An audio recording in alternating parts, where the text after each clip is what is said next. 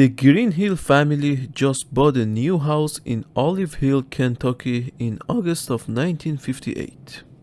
On August 9th, the family was going to move to their new house. Another family who was already living in the house came to an agreement with the Greenhills to stay there for a couple more days during the transition.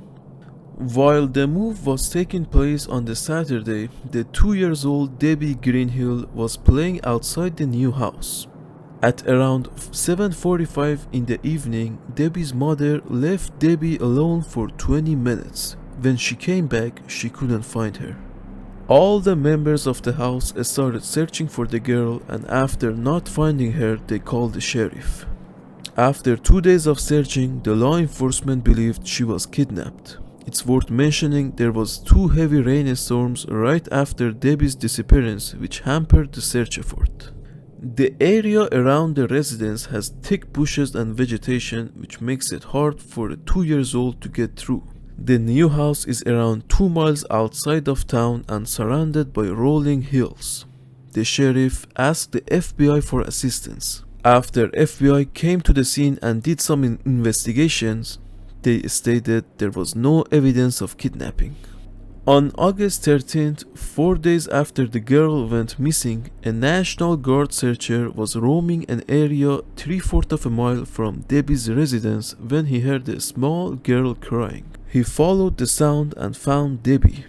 This area was searched before, but Debbie wasn't there at those times. She was 150 feet up in elevation with a berry-stained face sitting on the ground.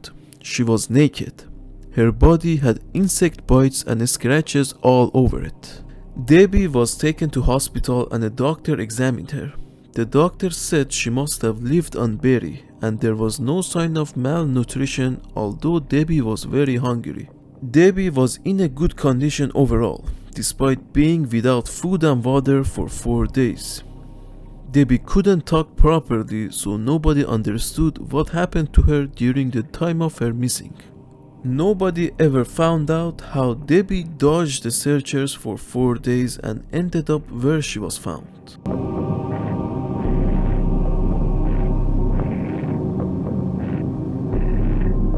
The Hahn family lived in a very rural area 10 miles east of Lafayette, Tennessee. On October 8 of 1957 at around 1 p.m., Mrs. Hahn took the 3-year-old Minnie and her sisters to an area behind their residence to collect walnuts.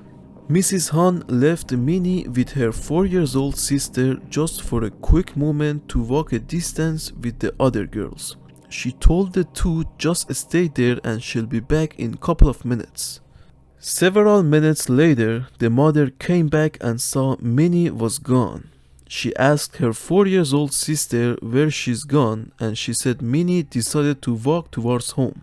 Mrs. Hahn searched the area, and after not finding her daughter, she called the sheriff. In just few hours, there were dozens of sheriff deputies, state police, neighbors and friends in the area helping with the search.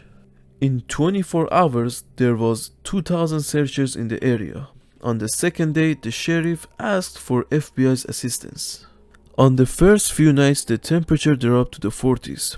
Searchers asked for help from Air Force radar station and they got it. After searching for 52 hours, the sheriff called off the search, which sounded too early. Mr. Hahn vowed to keep looking for his daughter as long as it took to find her. 6 days after Minnie went missing, volunteers were 6 miles from Hahn's residence when they started to find Minnie's clothing. They found one of her shoes with her sock in it, and a short distance from that they found Minnie's cap. The volunteers climbed up to the top of a ridgeline and walked through 1.5 miles of rough underbush and wooded mountain land from the sawmill where her tracks were located, and they finally found her body. She was found without her shoes, hat, and was only wearing a very light dress.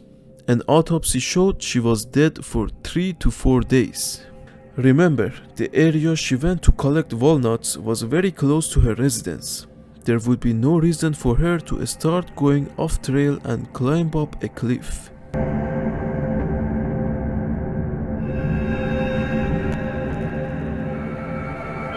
The 80 years old Elizabeth Barbara and her husband lived on the outskirts of Mid Pines, California.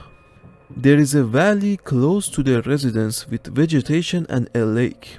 The couple had a ranch and used to work on it regularly.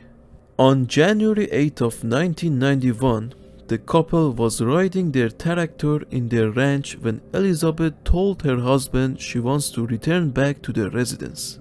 So the husband let her off and kept her on side for some minutes. He turned away from looking at her and then looked back again where he should have been able to see his wife, but she was nowhere on his side. Elizabeth's husband shouted for her, but there was no response. A search was immediately initiated. The county sheriff stated the vegetation around the ranch was so thick that he didn't think she could go through them by herself. 150 searchers was involved with this search. A total of 9,000 hours was put in to find Elizabeth, but there was no results. Elizabeth was never found.